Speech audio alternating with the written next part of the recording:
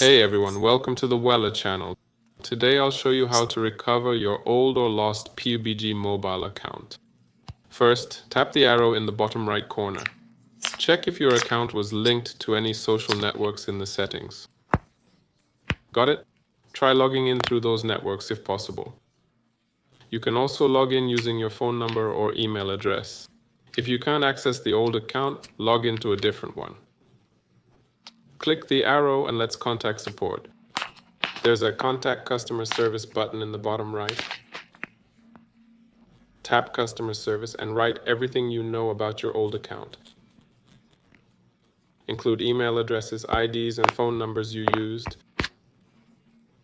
Mention the device or IP address you used to log in and ask support to help recover it. And that's all for now. This has been Weller. Like and subscribe to the channel. Wishing you all a great life. Good luck to everyone. Take care, folks.